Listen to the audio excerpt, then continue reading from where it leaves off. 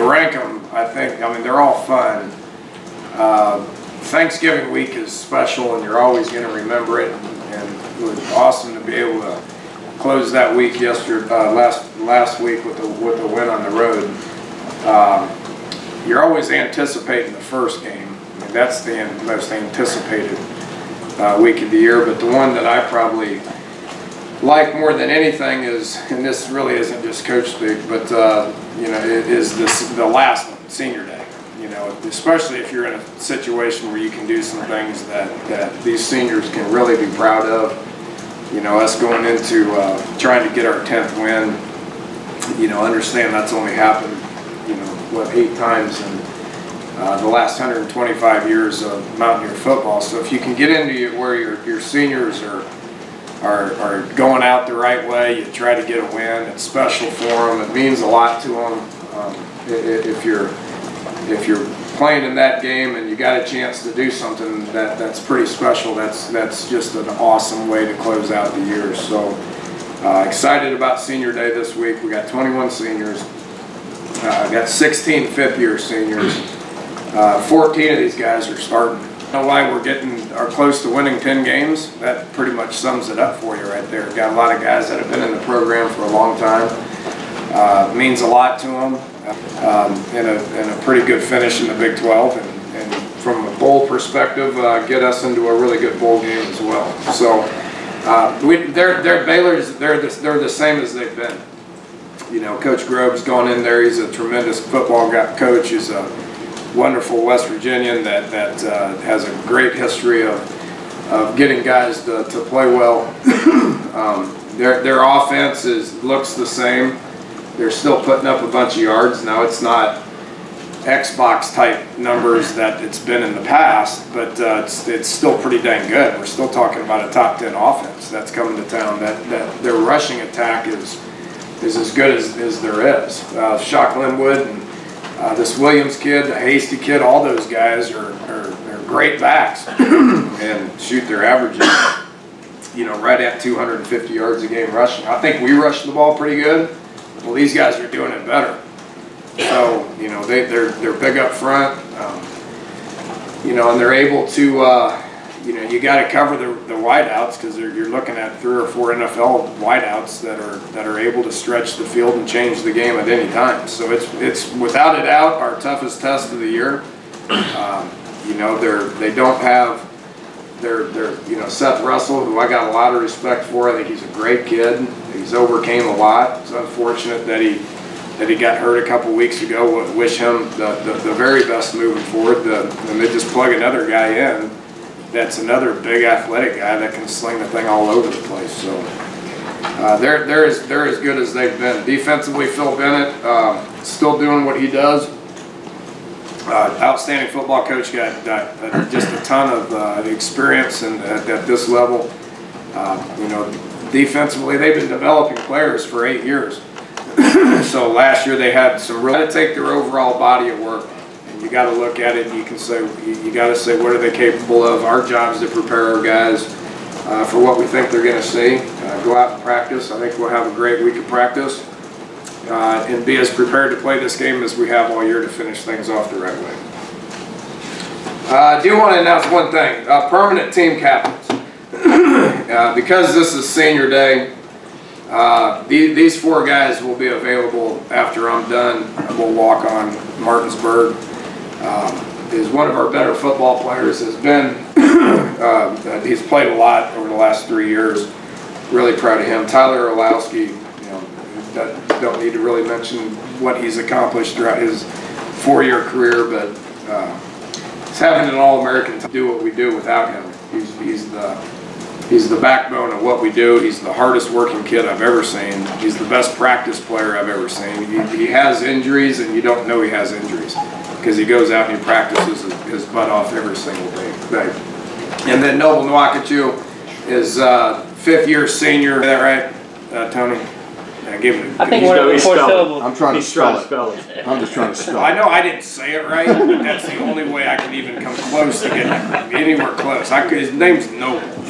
Watch your quote. Watch your quote. There you go. So I was as close as any of you guys been.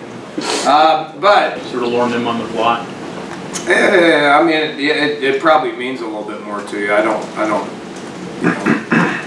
know if there's plenty of people that, I mean, first year I was here, we won a lot of games and have a really pretty solid relationship with a lot of those guys that were seniors, like Keith Tandy and Bruce Irvin and Najee Good, those guys. So I don't know about that, but it's fun to be able to look back on some of these seniors and talk about what the home visit was like, you know. So that's neat. But from a coaching perspective, I don't know if I totally buy into that. It probably makes it easier to overcome adversity. You know, really proud of this group, and it's been fun watching those guys graduate high school, watching them graduate junior college, and then come through and accomplish a lot. So really proud of that. You mentioned Orlowski. What makes him an All-American in your eyes? Beyond smart, the stats. just really smart. I mean, he gets. The truth of the matter is, we work together pretty damn good. We'll be on the sidelines, and he'll say, "I know," and I won't even have to say it because he knows what's coming out of my mouth. And he's a leader now, but the comfort of running the huddle and, you know, getting people together in the huddle and breaking that thing. Well, at this point, who cares? Whoever goes in there is going to play good. So why does it really matter? I mean, I know we've got 4 backs here that's had a 100-yard game, 4 different ones that's had a 100-yard game. That should be 5 because Skyler's basically a running back, and he's just a couple yards shy from doing that. He's done that in the past. So having 4 capable bodies plus Skyler plus Eli makes our backfield healthy. Who's going to be the guy this week? I don't know. Depends on how they practice and what happens once we put them out there. None of them are ruled out. None of them were ruled out last week. Shell looked terrible, so he didn't even dress. Kennedy was hobbled, wasn't comfortable with them. Crawford looked good on 3 plays, and he gets hurt and comes out. So we put the 4th guy in, and he runs for 166 yards. But at this point, who cares? We'll practice them, and whoever feels good, expect them to play hard. You need more than one. An update on the White brothers, health-wise?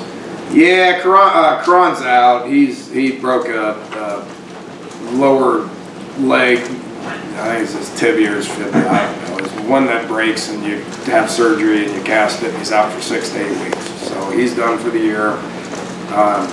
You know, Kaiser's got a hand that we're hoping to, you know, wrap that up and plug it up and see if he can play. So he's day to day. Looks good for him. But, you know, I've always told you, I tell you, people are out. He's done for the year. He finally caught one and ran and scored, which was awesome too. Was having a good year, but good news is he'll get healthy and come back, have a great spring, and look to build on what his junior year was, which I thought was a pretty good junior year. Dana, you pretty quickly after he came out of the game got the touchdown to Marcus Sims. You guys said back in the spring, that's pretty much all he does is even get a touchdown. But he's been in a lot of games. This is the first time he really got production as far as catches. What have you seen from him, and how comfortable are you now putting him out there in extended time? It depends on how he practices today. So, you know, what we got some other options as well. You know, Marcus has had good days. He's had bad days. He's looked good at times. He's disappeared at times. He needs to play more to have the kind of production he had on Saturday. He's got to be out there and he's got to take advantage of the times that he has to make a play, which he did. You know, so need him to show that today and tomorrow. Got some other guys we're going to put in there to develop some competition to see who the main guy is that we want to put out there. Give us a little scouting report on the young quarterbacks, who obviously Skyler's got 2 games left no matter what, so what's next year look like? Good. You know, Chugs I thought went in, threw the ball twice, and I thought they came off his hand good. He's been doing good. Cody Saunders does all our Thursday night football stuff. He's taken a ton of reps here this year on Thursday nights in live situations. And He's up to like 220, and he looks good, and he's playing well. So I'm anxious to see how he continues to develop, and then Will Greer's, I think, going to be a really good player. So I've got 3 guys that will rep all spring, and obviously try to come up with one as soon as we possibly can to get the continuity together with. We've got some pretty good receivers coming back, pretty good running backs coming back. So try to figure out who that guy is, but I think all 3 of them deserve a shot to be able to progress. We'll have 4 or 5 developmental practices and moving forward in December, that we'll look at all of them. So that'll give us another look at where we think they're at, what they got to do to improve. Will you have career right from the start next year, or do you know? Don't know, but don't worry about it. That's what I've been told to say. How does that process work? I don't know. I've been told I don't. It's not my job. We have administrators that deal with this, so asking the wrong guy. Dated back to Baylor, I mean, I don't know if you've ever been in a situation, but a lame duck coaching staff, how difficult would that have to be to try to keep that thing organized? Don't know, because I've never been in that situation, thankfully. Not for me to worry about. This week's not. I don't care who we play. It just happens to be them. I don't care what they got going on. It's not for me to worry about. My job is to worry about our guys and our 21 seniors and prepare their body of work. That's a good body of work. So that's not going to change. So we know who their personnel is. We know who their coaches are. We know what their schemes are. We know what time the game is. So we're going to prepare to try to win. That's all I care about. That's all our players are going to care about. Can you remember how well adjusted Tequil was showing up as a freshman? It seems like he didn't have that big learning curve. That from the day he got here, he was a contributor. Yeah, I was thinking about this the other day, that our 2 senior receivers are him and Mathis. And him and Mathis started 4 years ago, game 1 against William and Mary. They were the inside receivers that they started together, which explains them and 4 other first-year players were starting, which is why we sucked. But those 2 guys were and Tequil's really developed his body, his mentality. He's the toughest kid I've ever coached, and I mean it. And he blocks his tail off, and he's unselfish, and he cares, and it means a lot. Those type of kids are really fun. He's worked himself in. Anything on Bill Kenny? His ankle? Who? Bill Kenny, your punter? What about him? His ankle